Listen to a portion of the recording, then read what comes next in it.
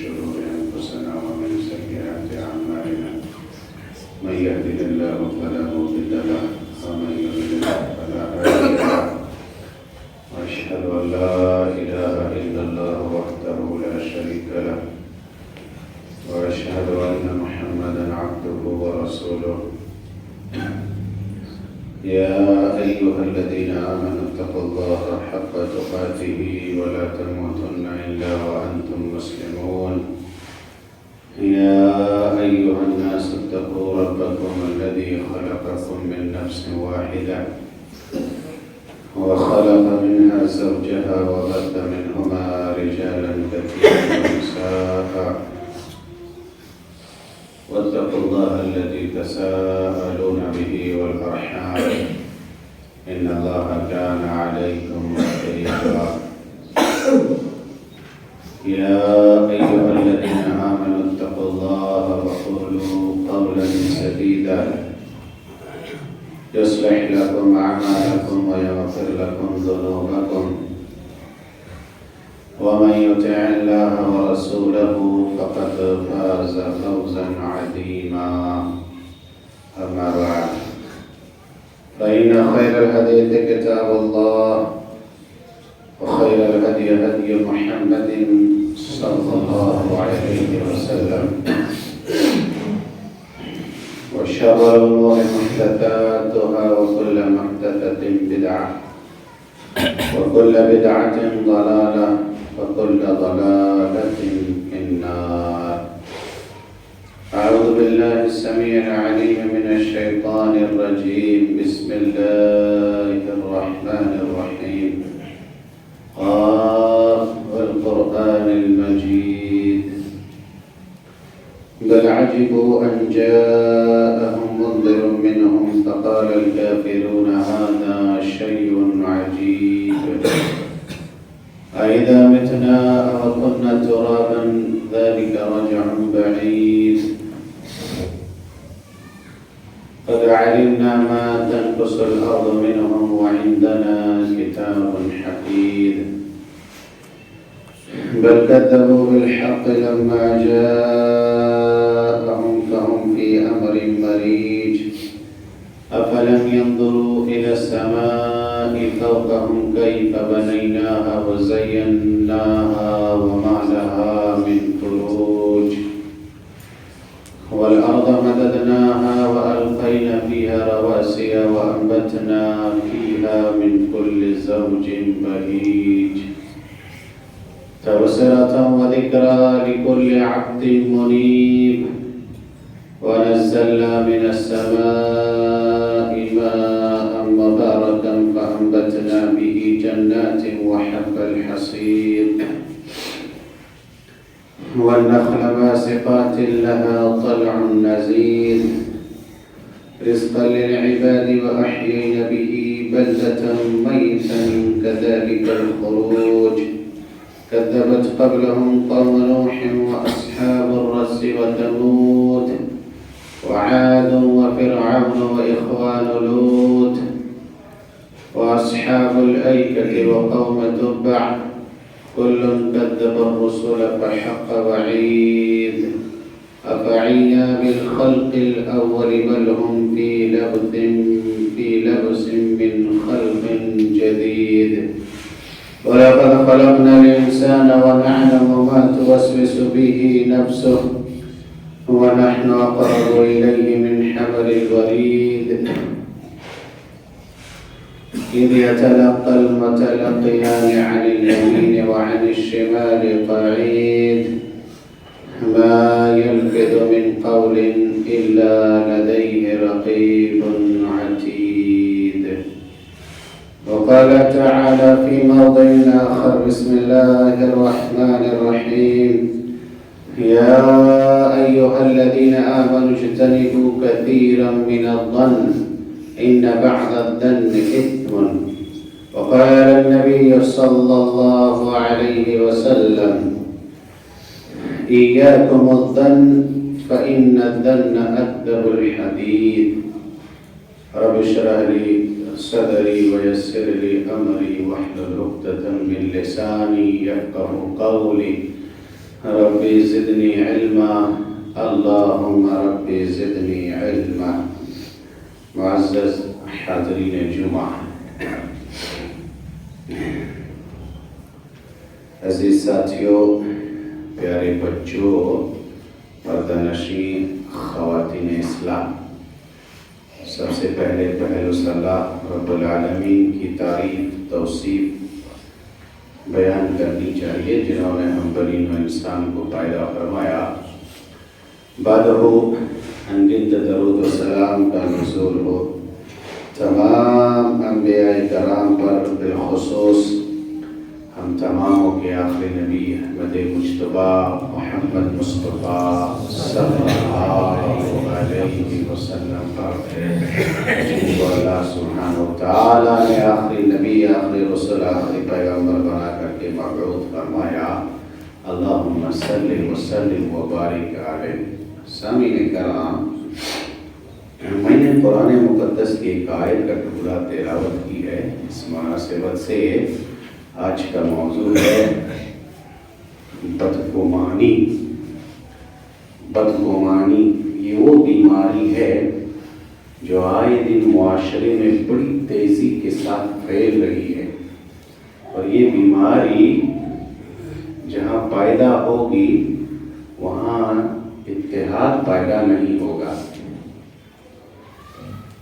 اتحاد پیدا نہیں ہوگا۔ بڑے افسوس ہے کہ آج سماج میں بدگمانی عام ہے، اور اس سے بھی بڑی افسوس کی بات یہ ہے کہ باپ اپنے بیٹے سے بدگمانی کرتا ہے، چھپا کر کے کچھ رکھ رہا ہے، یہ کر رہا، وہ کر رہا۔ بیٹا باپ سے غلط فہمی کا شکار ہے، بدگمان ہے۔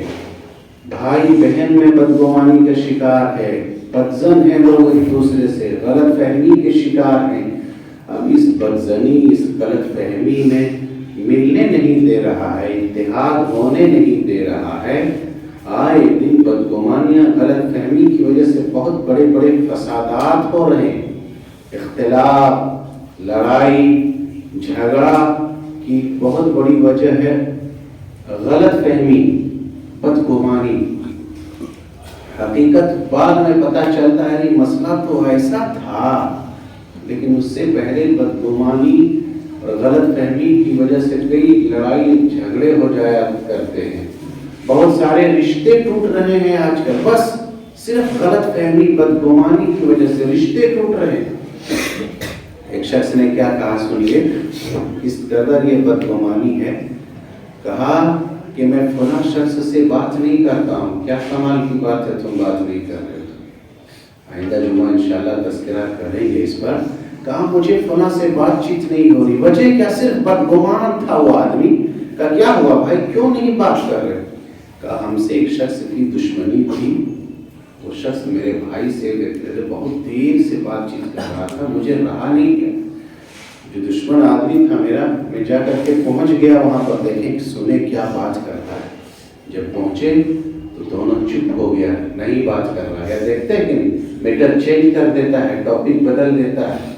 پھر اس آدمی کو لگ رہا تھا کہ کہیں یہ دشمن میرے بھائی کو پڑھا تو نہیں رہا، میرے ہی بارے میں لگتا ہے ایسا، میرے ہی بارے میں تو نہیں بول رہا تھا۔ ہم آئے اور چپ ہو گیا، کہیں میرے بارے میں دشمن پڑھا تو نہیں رہا ہوگا۔ اس سے بھی اس کو نفرت ہو گئی، کس لیے؟ بس غلط فہمی ہو گئی، بدزنی، بدزن ہو گیا یار، بدگمان ہی کرنے لگا، کہیں میرے ہی بارے میں تو نہیں بول رہا ہے۔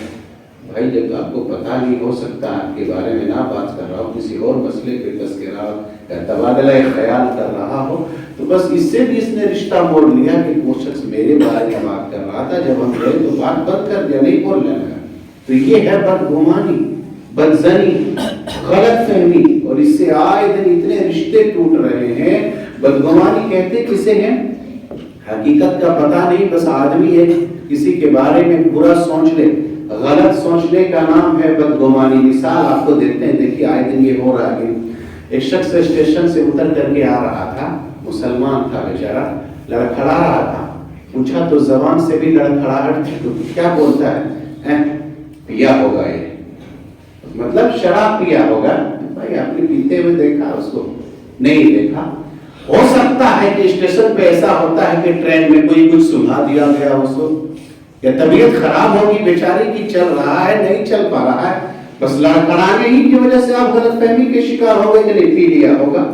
ایک اور مثال آپ کے دیکھیے کہ ایک آدمی نماز پڑھتا ہے تو چل گیا کہیں بار میں، رات میں بار جہاں پر پیا جاتا ہے، شرابیں پی جاتی ہے، آدمی کو فوراً گمان کرتا ہے تو گمان ہے یار یہ تو نماز پڑھتا ہے، میں نے دیکھا ان کو باقاعدہ دیکھا، ارے دیکھا ہو سکتا ہے کہ اس کا کوئی دوست یا کوئی بھائی یا کچھ اور مسئلہ رہا ہوگا، وہ بار میں گھس گیا، تم نے پیتے تو نہیں دیکھا اس کو، پیتے ہوئے نہیں دیکھا نا، بس یہی کہ نہیں میں نے دیکھا اس کو داخل ہوتے ہوئے دیکھا، یا کوئی لڑکا ایسا ہے یا کوئی مرد یا عورت ایسی لڑکی ہے کچھ مسئلہ رہا ہوگا، دیر تک کہیں غیر محرم عورت کسی سے کچھ مسئلہ ہے بات کر رہا، غلط خیال کے لوگ دیکھتے ہیں فلاں لڑکی کا کہیں فلاں سے کوئی چکر تو نہیں چل رہا، بہت دیر سے دیکھ رہے ہیں گپیاں ہیں، یہ ذہن بدگمانی یہی ہے۔ ارے ہو سکتا ہے کوئی اور مسائل رہا ہو سکتا ہے کوئی مسئلہ اور ہو سکتا ہے کچھ اور بات ہو، ہم نے حقیقت جانا نہیں، اس سے پہلے ہم اور آپ غلط فہمی اور بدگمانی کا شکار ہو گئے،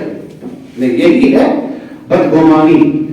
تو بدگمانی اگر آئے تو سب سے پہلے کیا کیجئے گا، دیکھیے بدگمانی سے بہت رشتے ٹوٹ رہے ہیں، بس غلط فہمی کی وجہ سے، بس سنی سنائی بات پہ بھیا آپ کے بارے میں ایسا بول رہا تھا، دوسری بات یہ کہ کسی سے تھوڑا موڑا اگر ہماری رنجش ہے دشمنی ہے تو ہم آنکھ موند کر کے بند کر لیتے کہ نہیں واقعی وہ کہہ رہا ہوگا میرے بارے میں، آپ کو تو حقیقت نہیں پتا ہے نا، کہا ہے بھی کہ نہیں کہا ہے۔ کچھ لوگ ہوتے ہیں سماج میں نمک مرچ لگانے والے، لگا کر کے مزہ لیتے ہیں، ہے کہ نہیں کہ نہیں اس کو لڑایا جائے، تو کوئی بھی خبر آپ کو پہنچے تو فوراً غلط فہمی کے شکار نہ ہو، بدظن کسی سے نہ ہو جائیں، تحقیق کریں، پتہ لگائیں کہ واقعی صحیح ہے یا نہیں ہے۔ قرآن مجید کے اندر اللہ سبحانہ وتعالیٰ نے اس کا ایک اصول بتایا ہے، اصول یہ بتایا کہ کوئی تمہیں خبر کوئی لا کر کے دے،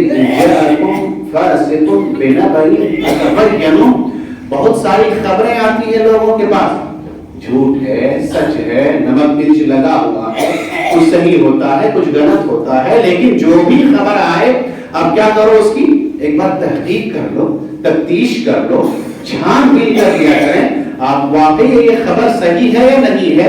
بس خالی سن کر کے ہم اور آپ کیا کرتے ہیں اس سے بدگمان ہو جاتے ہیں، رشتہ توڑ لیتے ہیں۔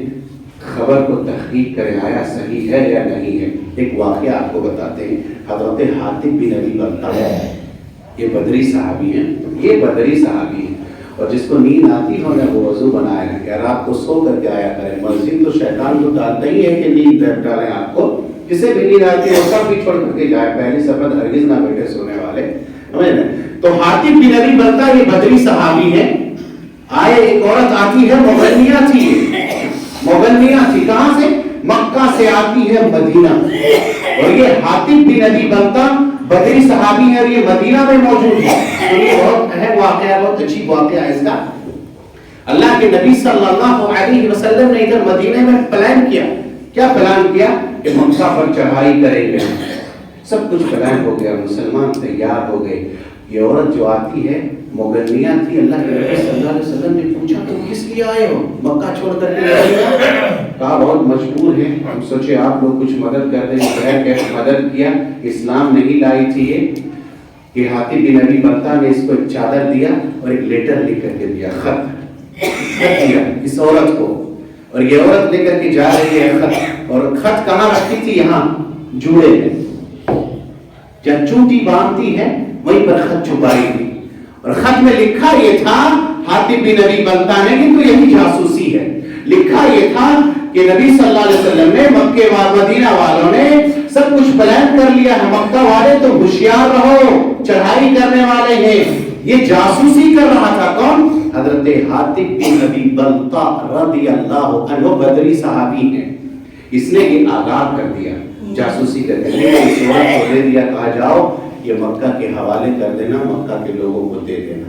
یہ عورت جاتی ہے، وہاں سے نکل چلتی، نبی صلی اللہ علیہ وسلم کے پاس وحی آتا ہے، وحی آ گیا، ایک عورت ہے جو لے کر کے خط جا رہی ہے، فلاں جگہ پر وہ ملے گی، بھیجیے کسی کو اور وہ خط رکھوائیے، مکہ پہنچنے نہ پائے۔ یہ تو جاسوسی ہے نا، کبھی دیکھیے گا ہماری کچھ میٹنگیں ہوں گی, کچھ حملے والے لوگ ہوں گے, ہمارے ہی درمیان میں کچھ جاسوس ہوگا جو لوگوں کو بتائے گا کہ وہ لوگ یہ تیاری کر رہا ہے, یہ پلان کر رہا ہے, یہ کر رہا ہے. جاسوس لوگ ہوتا ہے جو جاسوسی کرتا ہے اور ہمارے پری پلان کو سب بڑھیا میل کر دیتا ہے بتا کر کے وہ لوگ یہ تیاری کر رہا ہے. ایسے ہی اس نے یہ کیا کہ ایک خط دے دینا, یہ لوگ تیار ہیں حملہ کرنے کے لیے مکہ کے اوپر. اللہ کے نبی صلی اللہ علیہ وسلم نے اپنے داماد حضرت علی کو اور ایک دو صحابی کو بھیجا کہ جاؤ, وہ عورت ملے گی کہاں, روضہ خاک پہ ملے گی, اس کے پاس ایک خط ہوگا, لے کر کے آؤ, اگر انکار کریں گے تو قتل کر دینا. بھی گئے یہ لوگ, پہنچ گئے, ٹھیک اسی طرح عورت مل گئی, کہا خط دو, جو لیٹر تم لے, کہا نہیں میرے پاس تو کوئی لیٹر نہیں ہے. کہا خط دو ورنہ تمہیں ننگا کر کے چیک کریں گے, اگر زیادہ ہوا تو سزا بھی دیں گے اور قتل بھی کر سکتے ہیں. ڈر سے یہ عورت خط کو نکالتی ہے, کہاں سے, یہاں سے, جہاں سے جوڑا عورت باندھتی ہے, چوٹی باندھتی, وہاں سے خط نکالتی ہے. حضرت علی رضی اللہ عنہ لے کر کے اللہ کے نبی صلی اللہ علیہ وسلم کے پاس پہنچتے ہیں, دیکھتے ہیں کہ یہ خط حضرت حاتب بن ابی بلتہ نے جاسوسی کر کے کہ ہمارا کیا پلان ہے مکہ والوں کے اوپر بھیج رہا تھا. نبی صلی اللہ علیہ وسلم نے بلایا اور بلا کر کے کہا, کیا حاتب کیا بات ہے, کہیں منافقوں کا وہ عمل تو نہیں کر رہے, کیوں جاسوسی کیا تم نے؟ یہی ہے جاسوسی. اللہ کے نبی صلی اللہ علیہ وسلم سے کہا, اللہ کے نبی جلدی مت کیجیے, جملہ سنیے, کہا اللہ کے نبی جلدی مت کیجیے, اللہ کی قسم میں نہ منافق ہوا ہوں, نہ میں مرتد ہوا ہوں, نہ میں نے دین اسلام کو چھوڑا ہے, مجھے اسلام سے محبت ہے, میں صحابی ابھی بھی ہوں. لیکن مسئلہ کیا ہے پہلے سنیے, یہی بات ہے, کوئی بھی خبر آپ کو آئے اس کی تحقیق کیجیے. اس نے کہا اللہ کے نبی صلی اللہ علیہ وسلم, یہاں کے لوگ جو ہجرت کر کے آئے ہیں مکہ میں, اس کے قرابت دار ہیں, خاندان والے لوگ ہیں, کچھ حملہ ہوگا کچھ ہوگا تو وہ لوگ ان کی دفاع کریں گے, ان کی نگرانی کریں گے. ہم تو دور سے آ کر کے مکے میں بسے ہیں, ہمارا کوئی نہیں ہے, اگر کچھ ہوگا تو ہمارے بال بچے وہیں پر ہیں, بیوی ہے, بچے ہیں, ماں باپ ہے, کون دیکھے گا اگر حملہ کر دیا یا کچھ ہوا تو. میں سوچا مکے والے پر یہ ایک احسان کر دوں جس کی وجہ سے ہمارے بال بچوں کو وہ لوگ کوئی نقصان نہیں پہنچائیں گے. یہی مسئلہ تھا اللہ کے, اور کچھ نہیں تھا. ادھر تو حضرت عمر فاروق رضی اللہ عنہ کا حکم دیں گے کہ اس کی تلوار سے گردن اڑا دیں گے. یہی تھا. اللہ کے نبی صلی اللہ علیہ وسلم سمجھ گئے کہ ٹھیک یہی مسئلہ ہے. تو نبی صلی اللہ علیہ وسلم یہاں کچھ کہہ رہے, صحابہ یہ سمجھ رہے کہ یہ جاسوسی کر رہے, کیسے صحابی ہو کر کے گردن اڑا دیتے, کہیں منافق تو نہیں ہے. لیکن سمجھ میں آیا کہ جب پتا چلا تو مسئلہ کچھ اور تھا. ایسے ہی حضرت معاذ بن جبل, کہیں بھی آپ کو کوئی مسائل آئے پہلے تحقیق کیجیے. یہ نبی صلی اللہ علیہ وسلم کے ساتھ نماز پڑھتے تھے عشاء کی. نقطہ آپ کو بتا دیں, یہاں بہت اہم نقطہ ہے, سنیے. نبی صلی اللہ علیہ وسلم کے پیچھے نماز پڑھ لیے اور حضرت معاذ بن جبل, اور یہ جاتے تھے فلاں گاؤں بستی, وہاں جا کر کے عشاء کی نماز پڑھاتے تھے. اس سے ایک مسئلہ ہے کہ بھائی آپ نے عشاء کی نماز پڑھ لی, اب اگر بتائیے آپ کوئی عشاء کی نماز پڑھ لیا تو دوبارہ پڑھ سکتا ہے کہ نہیں کہیں جا کر کے؟ پڑھ سکتا ہے, پڑھ سکتا ہے, 2 نمازیں پڑھ سکتا ہے. ایک نماز اس کی فرض ہو جائے گی, ایک نفل ہو جائے گی. اللہ کے نبی صلی اللہ علیہ وسلم عصر کی نماز پڑھا رہے تھے, ایک شخص آیا جا کر کے پیچھے بیٹھے ہوئے, کہا کیا تم نے میرے پیچھے نماز نہیں پڑھی, کیا مسئلہ ہے؟ کہ اللہ کے نبی ہم اپنے یہاں سے عصر کی نماز پڑھ کر کے آئے ہیں. ہوتا ہے لوگ نہیں پڑھتا ہے تو پڑھ لی.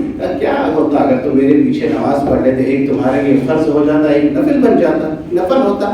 یہ شخص نبی صلی اللہ علیہ وسلم کے پیچھے نماز پڑھ کر کے جاتے تھے, لوگوں کی وہاں امامت کرتے تھے, قریہ کھیڑے کے اندر, دیہات کے اندر, وہاں کسان لوگ رہتے تھے.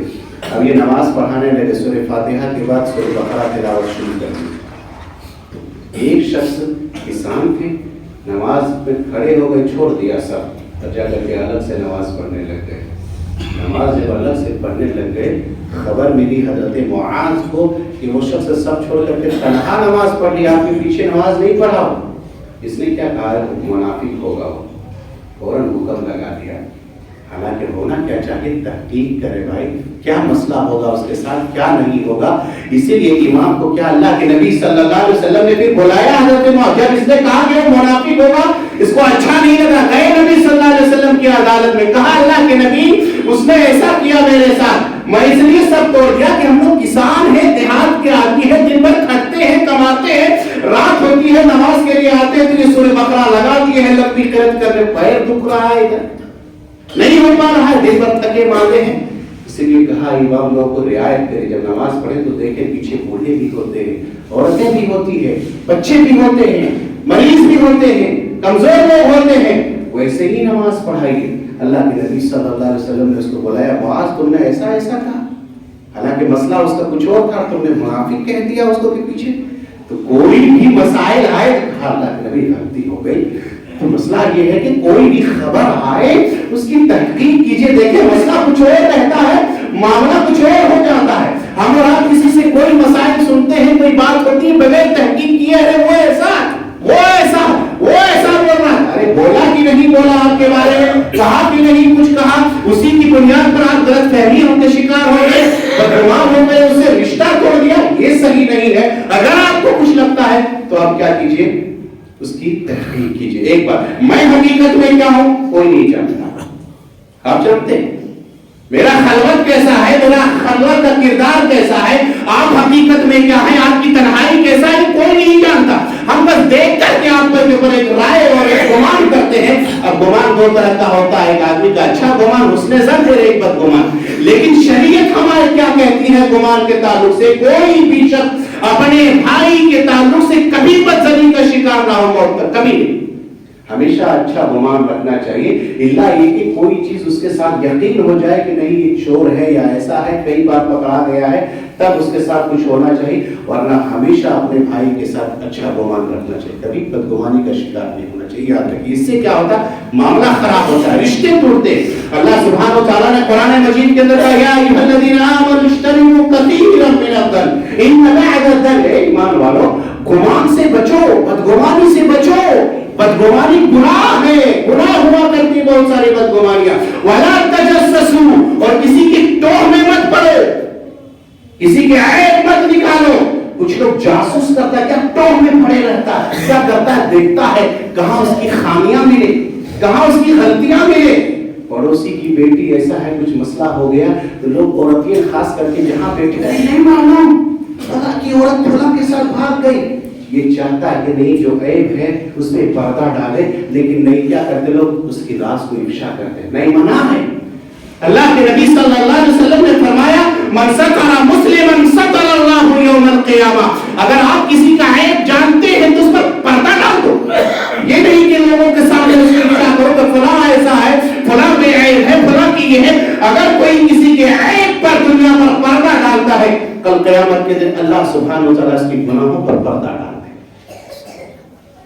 لیکن ہم کیا ہیں، ہم تو ٹوہ میں رہتے ہیں، کب خامی نظر آئے، کب کمی نظر آئے کہ اس کو ذلیل کریں گے، اس کو لوگوں کے سامنے بیان کریں گے، ارے فلانوا ایسا کرتا ہے، فلانوا ایسا کرتا ہے، اس کی بیٹیاں ایسا کرتی ہے، یہ تو ٹوہ میں لگے رہتے ہیں۔ اللہ کی قسم اگر کوئی کسی کو ذلیل کرتا ہے تو اللہ کا وعدہ ہے وہ مرے گا نہیں جب تک کہ اس آدمی کو بھی دنیا میں ذلیل نہ کر دے۔ اگر گھر سے بھی نہیں نکلے گا لیکن گھر میں بیٹھے رہے گا، پھر بھی اللہ اس کو ذلیل کر دے گا، یہ اللہ کا وعدہ ہے، صحیح حدیث بھی ہے۔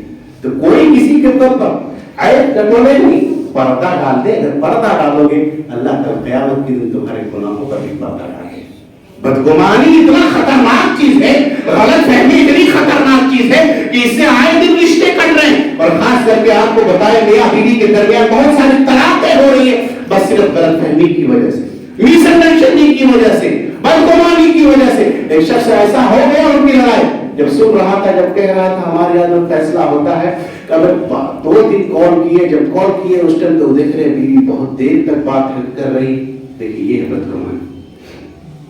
بیوی کو دیکھے اتنی لمبی گفتگو کر رہی، کس سے بات کر رہے تھے؟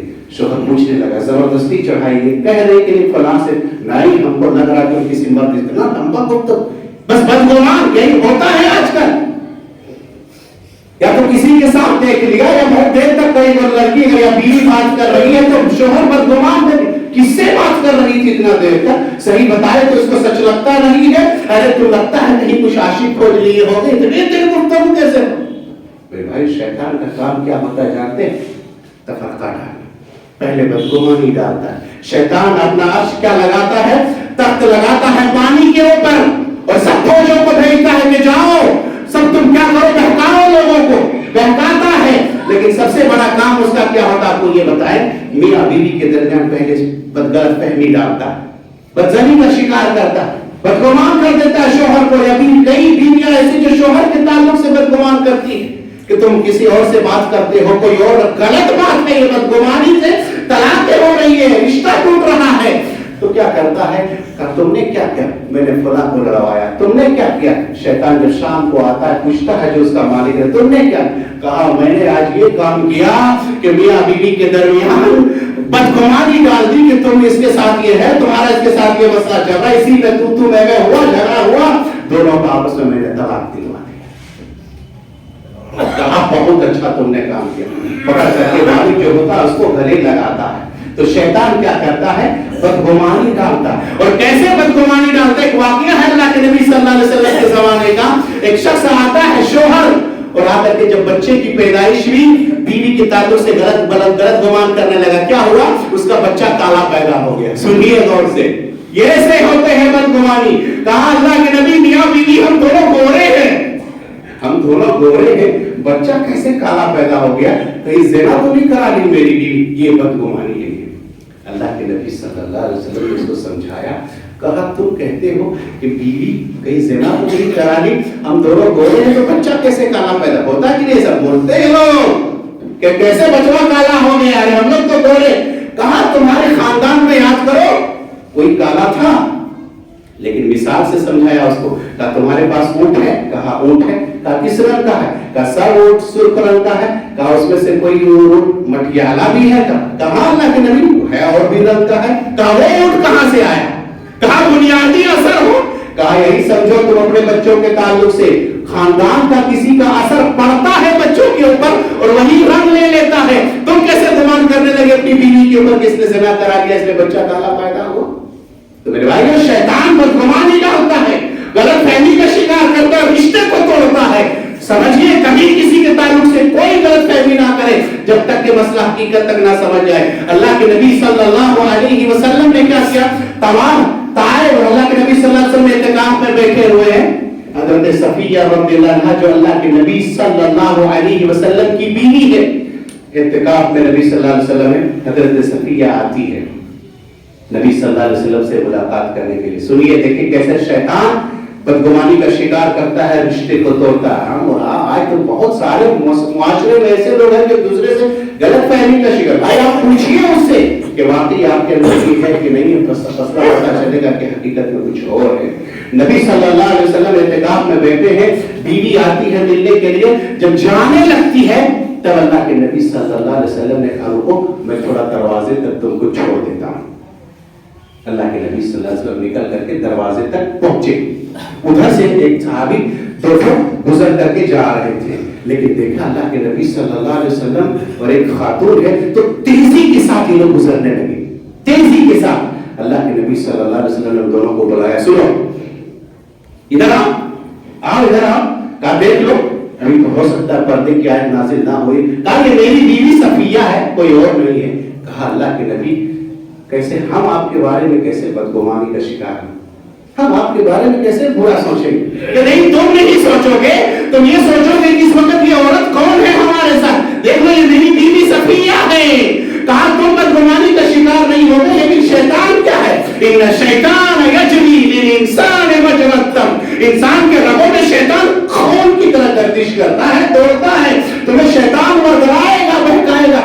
वो औरत थी नबी सल्लल्लाहु अलैहि वसल्लम के साथ, कौन थी, कौन रहेगी, कौन होगा, हो सकता है इसकी वजह से तुम बदगुमानी का शिकार हो जाओ, नहीं ये मेरी बीवी देखो सफिया। तो मेरे भाई शैतान ऐसे ही वरगलाता, लोगों को बदगुमानी में डालता, गलतफहमी का शिकार कर देता है। इसीलिए अगर आपको कहीं ऐसा लगे तो आप सफाई दे दें, भाई हम आपके बारे में नहीं बात कर रहे थे, या कोई और मसला आपके पास आए तो क्या करें, उसकी छानबीन कर ले, तहकीक कर ले। एक बात, दूसरी बात यह है लोग अल्लाह के ताल्लुक से बदगुमान हो जाते हैं, ये बहुत घटिया किस्म की सोच है। अल्लाह के ताल्लुक से बदगुमानी का मतलब क्या जानते हैं, इंसान के पास कुछ मसाइल आता है ना, कुछ परेशानियां आती है तो कहता है कि नहीं अल्लाह ने मेरे मुकद्दर में यही तो नहीं लिखा, खाली तकलीफ का। नहीं मेरे भाई, मनफी सोच नहीं, मुस्बत सोच रखो।